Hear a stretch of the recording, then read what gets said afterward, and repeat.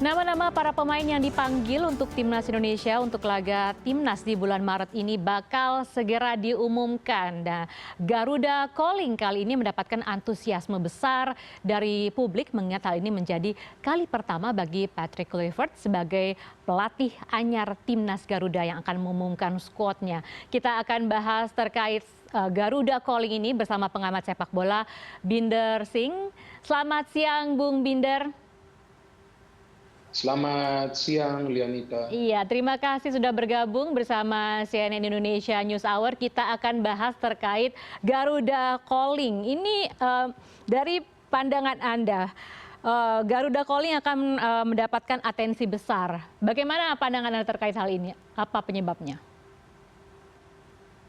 Kalau soal Garuda Calling kali ini memang atensinya akan sangat besar.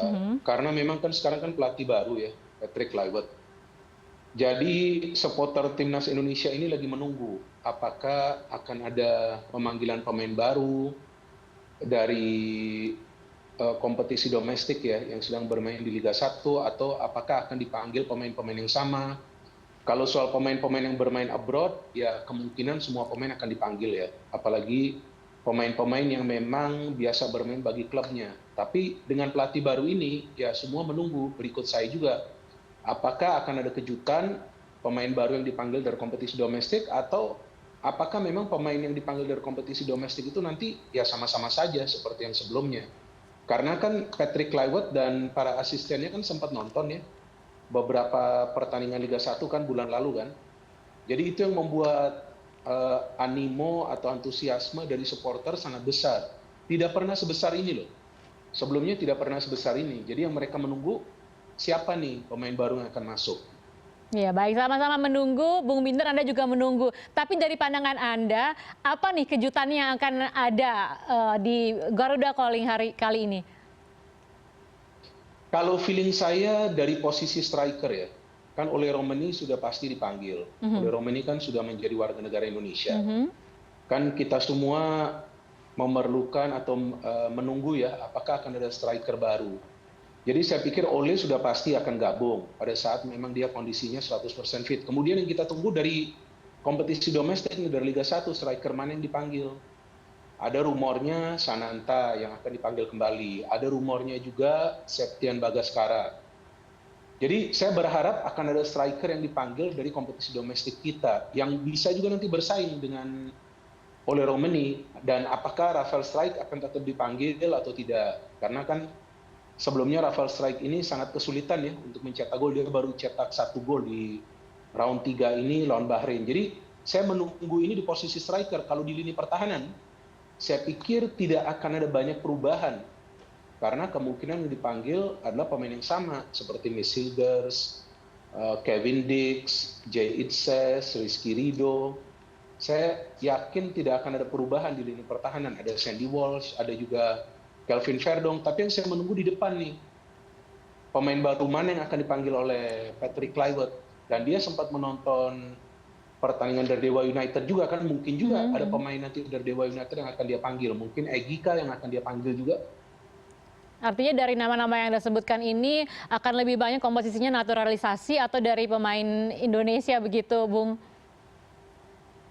Kalau menurut saya pemain-pemain yang bermain di luar negeri, itu tentu mayoritas akan dipanggil ya jika mereka memang fit. Memang ada rumornya kemungkinan Nathan tidak akan dipanggil, tapi itu nanti kita tunggu kepastiannya. Namun saya pikir bagi pemain-pemain yang bermain di kompetisi domestik, mereka lah yang harus bersaing. Dan feeling saya nih slot untuk para pemain kita yang bermain di kompetisi domestik akan semakin berkurang. Karena sekarang kalau kita hitung, total pemain abroad kita atau pemain keturunan kita itu sudah belasan. Jika saya tidak salah, dengan tambahan 3 pemain baru ya, Emil Odero, Joey Pelupesi, dan juga Dean James, sekarang ini sudah ada total 18 pemain keturunan. Jadi kalau semua 18 pemain ini dipanggil, berarti slotnya untuk para pemain lokal semakin sedikit. Nah, jadi saya harapkan para pemain kita yang bermain di kompetisi domestik ini bisa bersaing. Bisa menunjukkan performa terbaik mereka di Liga 1 agar mereka bisa mendapatkan tempat. Walaupun saya ragu mereka akan mendapatkan tempat sebagai starter. Tapi paling tidak jika mereka bisa masuk sebagai pemain pengganti itu juga sudah bagus. Baik, baik, baik. Artinya dari prediksi-prediksi yang selama ini kita dengar, Anda juga tadi menyebutkan prediksi-prediksinya.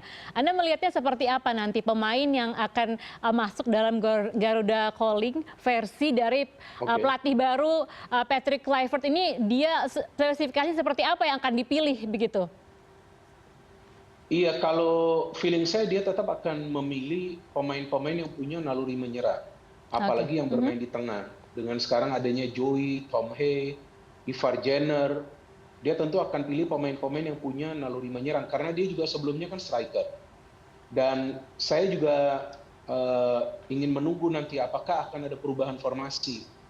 Karena jika formasinya berubah dari 3 center back ke 4 pemain bertahan, artinya akan ada tambahan pemain nanti di depan kan. Kemungkinan akan ada tambahan pemain di depan.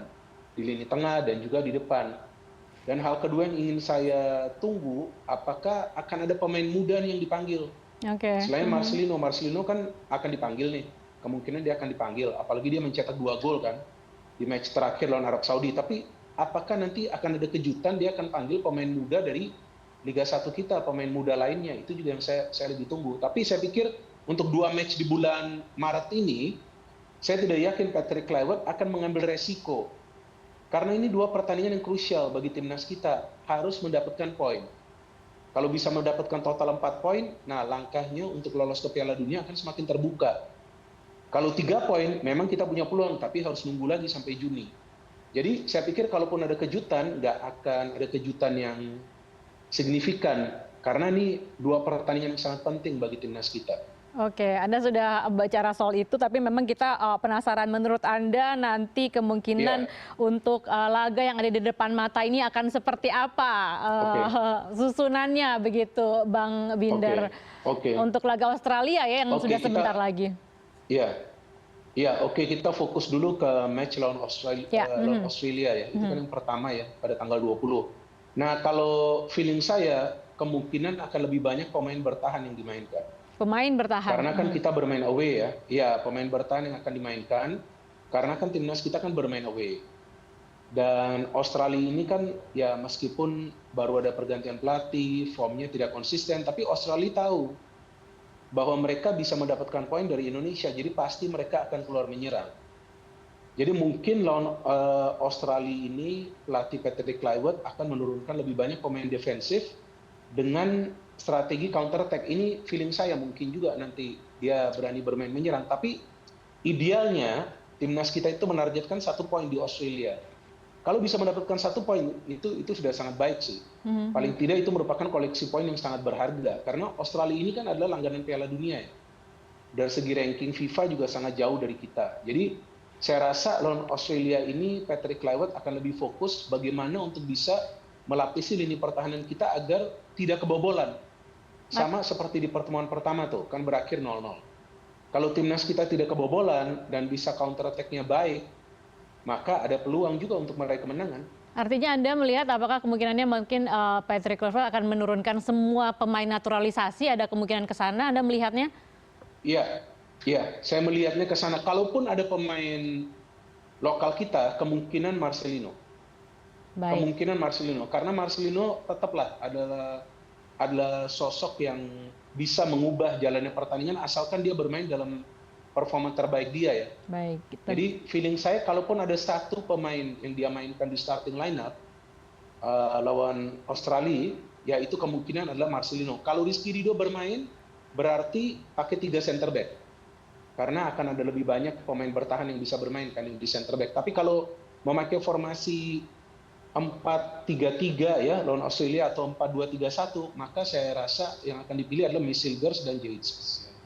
Itu dengan Australia. Lalu selanjutnya ini pertanyaan terakhir, mungkin bagaimana Anda melihat peluang Garuda melawan Bahrain nanti setelah Australia ini, Bung Binder? Lawan Bahrain match-nya akan lebih berat. Karena lawan Bahrain itu adalah pertandingan kedua bagi timnas Indonesia. Ya, jadi itu tidak akan mudah lawan Bahrain. Apalagi timnas itu kalau bermain di kandang sendiri, sepertinya itu punya beban. Karena memang stadion itu pasti full house.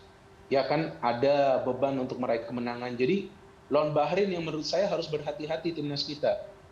jangan kita menganggap remeh, para supporter menganggap remeh Bahrain, dan juga para pemain menganggap remeh Bahrain karena sebelumnya bisa mengalahkan Arab Saudi. Nah, Arab Saudi itu kan sedang tidak stabil ya, karena ada pergantian pelatih. Kalau Bahrain ini kan pelatihnya sama. Dan mereka baru juga menjadi juara Piala Tolok. Jadi saya rasa lawan Bahrain ini yang akan lebih berat bagi timnas kita karena pertandingan kedua, dan Bahrain pun tahu bahwa mereka bisa mendapatkan poin itu sebetulnya lawan Indonesia. Mereka head to head dengan Indonesia dan China untuk bisa minimal lolos ke round 4. Baik, tentunya kita akan berharap ini line up yang akan diturunkan, kemudian juga terkait Garuda Calling akan menjadi tim terbaik untuk masa depan sekarang dan juga masa depan sepak bola Indonesia. Terima kasih Bung Binder telah bergabung bersama CNN Indonesia News Hour. Selamat siang, Sama-sama. sehat selalu.